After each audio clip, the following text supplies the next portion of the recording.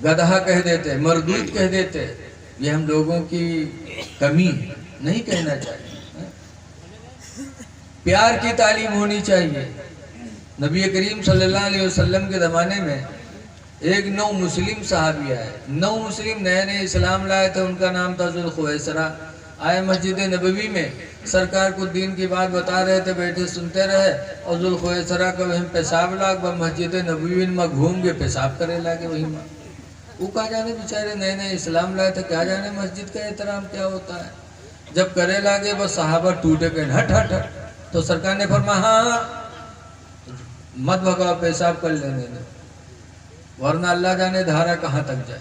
कहूँ बटन थोड़ा फट से बंद के लिए रोकर रोकर विश्व खाड़ जमीन चलेंगी, कहाँ पेशाब कर लेने। ज़ुल्खुवैसरा सुकून से पेशाब किए। जब पेशाब से फारिग हो गए तब सरकार ने ज़ुल्खुवैसरा को बुलाया और बुलाने के बाद उनके सर पे हाथ रखा मोहब्बत से। बुखारी की हदीस में सरकार ने फरमाया इन्नमा हिया लिज़िक्रिल्लाहि व सलाति व तिलावतिल कुरान। ऐ ज़ुल्खुवैसरा बेशक ये मस्जिद है अल्लाह की जिक्र के लिए है, नमाज के लिए है, तिलावत कुरान के लिए है, पेशाब के लिए नहीं। ज़ुल्खुवैसरा जब ज़ुल्खुवैसरा ने सुना तो रोने लगे।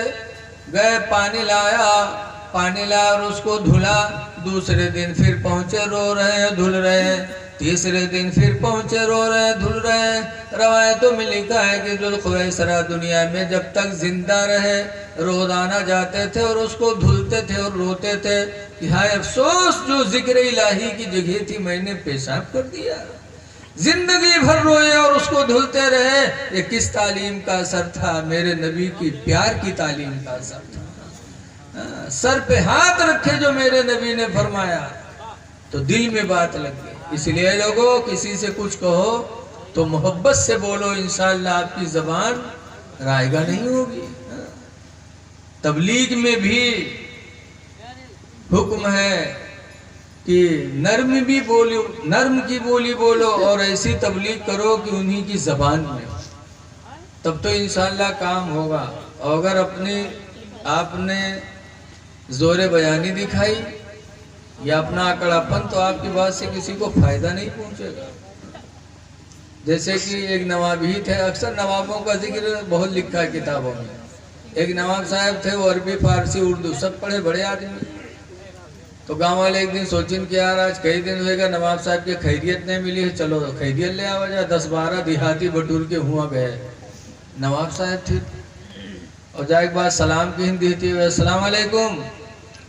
तो नवाब साहब उर्दू अरबी फारसी जानकार, तो जवाब दीन वालेकुम अस्सलाम।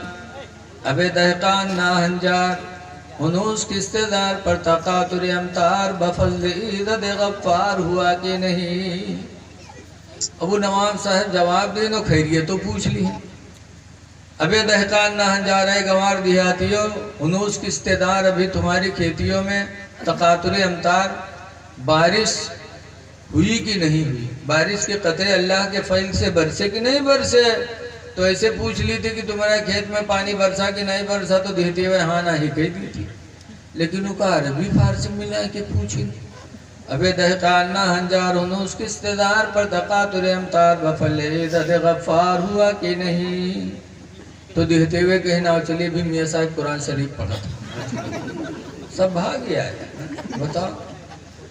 तो तबलीग में भी वो बोली बोलो जिससे आदमी अगला वाला समझे, वरना बात सर से ऊपर चली जाएगी, क्या फायदा। तो नबी की जिंदगी हमारे लिए नमूने अमल, बुजुर्गों की जिंदगी भी हमारे तुम्हारे लिए नमूने अमल। देखिए हुजूर तोहफा लेके आए 50 वक्त की नमाज का। इसलिए हम आपसे फिर गुजारिश करते हैं कि नमाजों की पाबंदी करिए। नमाज को बगैर पढ़े कोई आशिक रसूल नहीं हो सकता। अगर आप कहो हम आशिक रसूल हैं और नमाज छोड़ो तो आपका इश्क अधूरा है। क्योंकि हुजूर फरमाते हैं सलातो इमादुद्दीन, नमाज दीन का खंभा है। फमन अकामा फकद अकामद्दीन, तो जिसने नमाज पढ़ा उसने दीन का खंभा गाड़ दिया। वमन तरकहा फकद हदमद्दीन, और जिसने नमाज को छोड़ा उसने दीन को ढा दिया।